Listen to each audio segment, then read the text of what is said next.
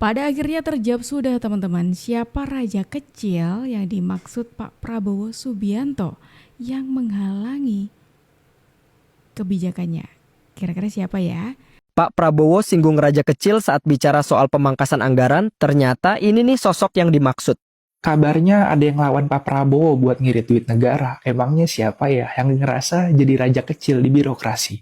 Cukup seminar, cukup kajian-kajian, cukup apa itu FGD, apa itu? Forum Group Discussion.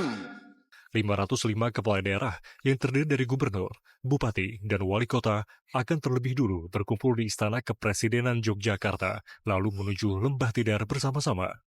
Ya konsekuensinya pasti banyak penentangan. Orang yang sudah terbiasa teken proyek gede-gede ya, waduh proyek gue hilang nih kan. Udah pasti itu. Tapi Ya, beberapa perbedaan ini terjadi antara Pak Prabowo dan juga Pak Jokowi. Seolah menjadi puzzle yang belum terpecahkan bagi masyarakat. Menjelang genap 100 hari ini, Pak Prabowo ini apakah sudah lepas dari pengaruh Pak Jokowi? Ya, udah langsung aja. Halo teman-teman perspektifku, gimana nih kabar kalian? Semoga baik-baik saja ya dan semoga selalu diberikan kesehatan. Seperti biasanya kalau barengan sama aku di sini, aku mau ngajakin kalian nih untuk mencari sesuatu hal menarik apa hari ini seputar dunia perpolitikan tanah air. Karena tadi sudah aku singgung, jadi yuk langsung aja kita tonton videonya berikut ini. Pak Prabowo singgung raja kecil saat bicara soal pemangkasan anggaran, ternyata ini nih sosok yang dimaksud. Jadi Presiden Prabowo kan belakangan ini lagi gencar ngomongin soal efisiensi anggaran di mana-mana. Termasuk pas ngasih sambutan di acara Muslimat NU di Surabaya, Pak Prabowo juga ngomong soal pemangkasan anggaran ini. Tapi dalam kesempatan itu, Pak Presiden nyinggung soal raja kecil yang mau melawannya dan merasa kebal hukum. Saya ingin pengeluaran-pengeluaran yang tidak perlu, pengeluaran-pengeluaran yang mubazir, pengeluaran-pengeluaran yang alasan untuk nyolong, saya ingin dihentikan, dibersihkan. Ada yang melawan saya. Ada. Dalam birokrasi merasa sudah kebal hukum, merasa sudah menjadi raja kecil. Ada. Saya mau menghemat uang itu untuk rakyat. Nah, yang jadi pertanyaan ialah, siapakah raja kecil yang dimaksud Pak Prabowo? Kalau ekonom Bima Yudhistira sih menduga bahwa raja kecil yang dimaksud ialah kepala daerah atau menteri yang merasa bahwa pemangkasan anggaran itu dilakukan secara berlebihan. Menurut Bima, pemangkasan anggaran perjalanan dinas atau rapat di hotel mungkin masih bisa dibenarkan, tapi beberapa hal esensial menyangkut pelayanan publik yang dipangkas anggarannya membuat para kepala daerah atau menteri memang wajar jika memprotesnya. Kalau tanggapan kalian gimana nih? Itu tadi satu pandangan teman-teman soal adanya raja kecil yang dimaksudkan Pak Prabowo ini ya, menurut salah satu pengamat politik itu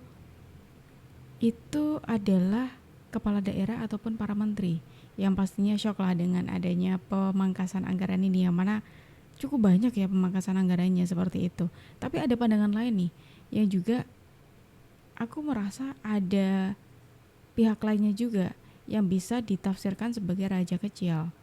Itu anggota DPR yang rasa-rasanya ini susah banget untuk mengesahkan adanya pemangkasan anggaran ini, teman-teman. Kabarnya ada yang lawan Pak Prabowo buat ngirit duit negara. Emangnya siapa ya? Dalam rangka Kami duduk juga ini mewakili rakyat. Presiden terpilih juga ada janji politiknya. Anggota DPR ada janji politiknya. Ayo pintar-pintar, ayo kita tanpa melanggar atau tidak mematuhi undang-undang yang ada. Kita bicarakan. Kalau misalnya hanya 29 triliun, kita bicarakan kemana? Ini yang prioritas yang mana? Jangan plotting seperti begini, lantas misalnya suruh teken. Nggak bisa, Pak. Kami duduk juga. Kabarnya ada yang lawan Pak Prabowo buat ngirit duit negara. Emangnya siapa ya yang ngerasa jadi raja kecil di birokrasi? Cukup seminar, cukup kajian-kajian, cukup apa itu FGD, apa itu? Forum Group Discussion. Forum Group Discussion. Jadi Pak Presiden ini baru aja ngegas soal efisiensi anggaran. Intinya dia itu nggak mau duit negara dipakai buat hal-hal yang nggak penting, apalagi mubazir. Dia juga sampai sebut-sebut soal forum group discussion. Makanya beliau ini langsung potong anggaran buat perjalanan dinas ke luar negeri dan acara seremonial yang nggak ada gunanya katanya. Tujuannya jelas, biar uangnya itu dialihkan buat anak-anak Indonesia bisa makan, sekolah-sekolah diperbaiki, dan fasilitas lainnya. Faktanya ya memang di Indonesia ini ada 330.000 sekolah yang harus diperbaiki teman-teman. Tapi dana yang ada sekarang cuma cukup buat nanganin 20.000 sekolah aja. Kalau nggak ada penghematan ya bisa bertahun-tahun baru selesai. Tapi ternyata ada orang-orang di birokrasi nih yang nolak kebijakan ini. Mereka itu ngerasa katanya udah kebal hukum. Jadi raja kecil dan nggak mau dipotong anggarannya. Yang jelas ya langkah ini didukung banyak pihak pastinya. Termasuk pengamat politik. Karena duit negara itu harusnya buat rakyat kan, bukan buat jalan-jalan para pejabat, apalagi korupsi para oknum. Menurut kalian gimana teman-teman? Share pendapat, drop komen ya. Tuh, kira-kira siapa ya teman-teman ya? Kalau tadi ada yang berpandangan itu bisa jadi tuh kepala daerah ya kan? Atau mungkin menterinya Pak Prabowo Subianto, atau bisa jadi itu DPR. Karena ya ada kemungkinan juga sih 3 pihak ini gitu ya cukup terkejut mungkin dengan adanya pemangkasan ini. Padahal Pak Prabowo Subianto memangkas anggaran ini ada tujuannya untuk mengalihkan dana ini itu ke sesuatu hal yang lebih bermanfaat seperti makan bergizi gratis, lebih dibutuhkan lah ya teman-teman. Terus habis itu bisa jadi untuk pembangunan sekolah. Yang mana kalau tidak adanya pemangkasan ini bisa jadi pembangunan sekolah, perbaikan sekolah itu bisa bertahun-tahun lamanya gitu. Dalam rangka persiapan retret kepala daerah yang berlangsung mulai 21 hingga 28 Februari 2025, Wakil Menteri Dalam Negeri Bima Arya Sugiarto meninjau seluruh fasilitas di Kompleks Akademi Militer Lembah Tidar, Magelang, Jawa Tengah. Jika sesuai rencana, 505 kepala daerah yang terdiri dari gubernur, bupati, dan wali kota akan terlebih dulu berkumpul di Istana Kepresidenan Yogyakarta, lalu menuju Lembah Tidar bersama-sama. Mereka akan mendapatkan pembekalan serupa dengan retret Menteri Kabinet Merah Putih pada Oktober 2024 lalu. Retret ini disebut jadi momentum konsolidasi sinergi pusat dan daerah, termasuk menyelaraskan visi misi para kepala daerah dengan program yang termuat dalam Asta Cita. Nantinya, Presiden Prabowo Subianto akan memberikan arahan dan sejumlah Menteri Kabinet Merah Putih serta Kepala Badan akan mengisi sesi pembekalan. Materinya seputar wawasan ketahanan nasional yang akan diberikan oleh Lemhamnas hingga menjalankan pemerintahan yang bebas dari praktik korupsi. Retret ini juga dirancang untuk menanamkan kedisiplinan dan kesiapan para kepala daerah dalam menjalankan pemerintahan di daerahnya masing-masing. Nah, ini menarik teman-teman. Kalau tadi kita sudah menyinggung soal kepala daerah yang bisa jadi tuh istilah raja kecil ini itu yang dimaksudkan Pak Prabowo Subianto bisa jadi itu. Nah, kalau kita bicara soal kepala daerah nih, sama seperti para menterinya Pak Prabowo Subianto, para kepala daerah ini akan mendapatkan pembekalan, yaitu di Magelang juga, sama seperti retreat menteri kemarin, cuma waktunya kali ini lebih lama, tanggal 21 hingga tanggal 28 Februari. 1 minggu teman-teman, 1 minggu para kepala daerah ini dibekali Pak Prabowo Subianto melalui Akmil Magelang. Bahwa apakah ini proses sudah dilakukan gitu? Ya itulah repotnya orang jadi presiden ya. Masih ingat ketika Pak Jokowi membangun infrastruktur besar-besaran, duit digelontorkan infrastruktur, kritiknya adalah ini masuk ke program-program padat kapital, nggak menetes ke rakyat. Ya. Nah sekarang Pak Prabowo yang dari infrastruktur dikurangi, ditaruh ke rakyat. Ini kritik salah juga. politik loh. Jadi ya sudahlah kayak kayak cerita orang naik keledai dinaikin salah nggak dinaikin salah segala macam. Tapi pemerintah harus membuat keputusan. Ya. Pak Prabowo sudah melihat postur anggarannya begini, realisasinya bulan Januari sekian segala macam, sehingga beliau memutuskan yang nggak efisien harus dipotong. Ya konsekuensinya pasti banyak penentangan. Orang yang sudah terbiasa teken proyek gede-gede ya, waduh proyek gue hilang nih kan. Udah pasti itu. Tapi ya either you with us or you not with us gitu loh. Oke. Ketika yang dikatakan Anda mau Pak ikut Prabowo keputusan pemerintah atau tidak? seperti yang dikatakan Pak Prabowo tadi kan. Sudah katakan Bapak Presiden tadi seperti itu. Nah, sekarang tapi saya juga paham, dan saya juga mengatakan di beberapa tempat sebelumnya malah, kita juga harus ingat bahwa budget itu walaupun boros, itu tetap punya efek multiplier. Misalkan MICE, katakanlah cuma hura-hura jalan-jalan kembali, tapi tetap dia memberikan Ada perputaran pemutaran ekonomi, uang kan? di sana. Nah, di sini yang kita harus cari keseimbangan. Nah, jadi yang dilakukan oleh Presiden adalah mencari keseimbangan itu. Ya. Ini adalah solusi yang sifatnya jangka pendek. Ibaratnya ya latihan puasa menjelang Ramadan lah ini ya.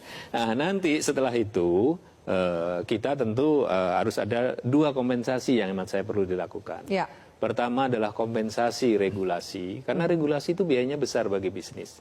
Kalau itu bisa dipangkas, itu akan efeknya akan cukup besar bagi para pelaku usaha.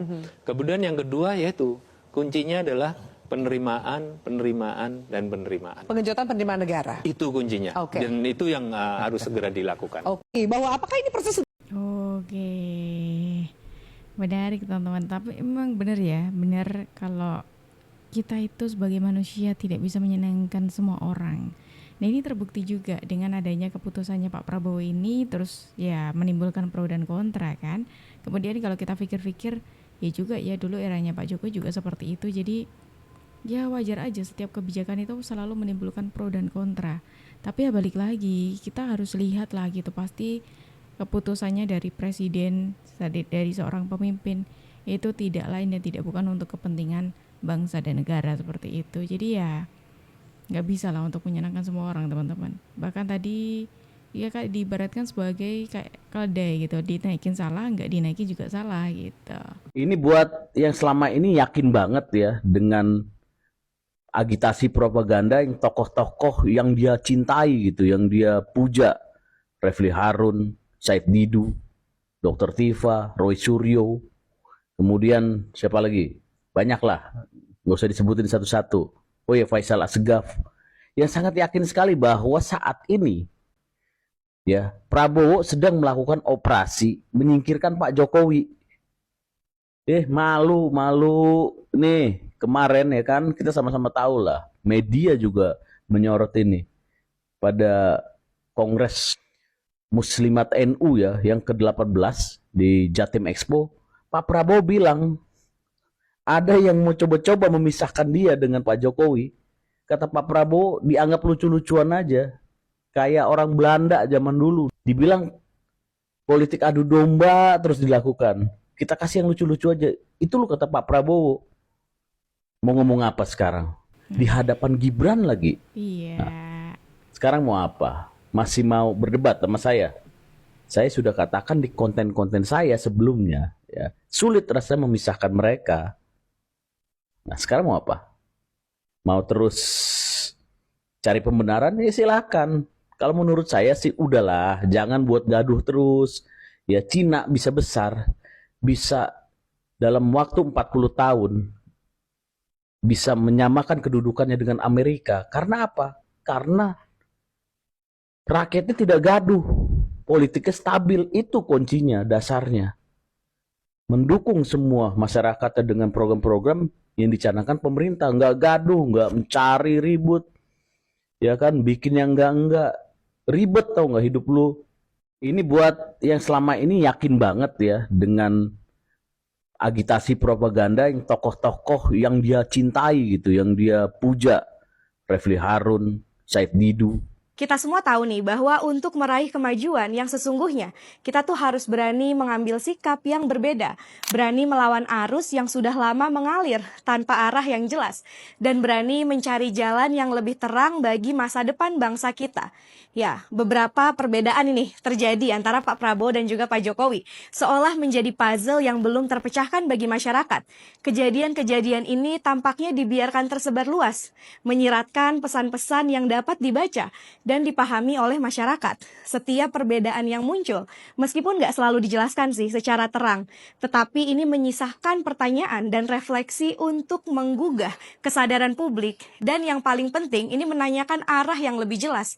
Dan seolah-olah ini juga menjadi simbol akan perlawanan, percobaan lepasnya Pak Prabowo dari bayang-bayang Pak Jokowi. Prabowo segera tinggalkan Jokowi? Menjelang genap 100 hari ini, Pak Prabowo ini apakah sudah lepas dari pengaruh Pak Jokowi? Ya, udah langsung aja. Biar agak Lagi terus yang dibahas Ada ya. upaya keras dari Presiden Prabowo saya melihat untuk lepas dari bayang-bayang Jokowi. Tanda selanjutnya adalah ketika dalam pidato kemarin mengatakan, tunggu kejutan, sebentar lagi akan ada kejutan besar. Harusnya Pak Jokowi itu harus dianggap sebagai masa lalu lah. Sekarang panggungnya Pak Prabowo, jadi Pak Prabowo itu harus menunjukkan bahwa dia itu memang betul-betul pemimpin yang dipilih oleh rakyat, bukan dipilih karena bantuan Pak Jokowi. Modal Pak Prabowo dibanding dengan Pak Jokowi punya modal lebih ya secara politik. Ya, beliau punya akar institusi ya di TNI, beliau punya partai ya. Nah, maka ini tergantung bagaimana beliau sebagai pemimpin menggunakan sumber daya ini tanpa harus banyak berkompromi, melakukan barter dengan pihak lain. Jadi beliau bisa melit. Nah, beda dengan Pak Jokowi, nggak punya partai, ya. Oleh partai yang mendukung, mengusung beliau juga dianggap hanya sebagai petugas partai, gitu ya. Nggak punya akar institusi, ya. Asalnya hanya dari wali kota kecil menengah, ya. Nggak punya support Ya, basis populis yang jelas. nggak punya lingkaran elit yang sudah dibangun sejak lama, ya.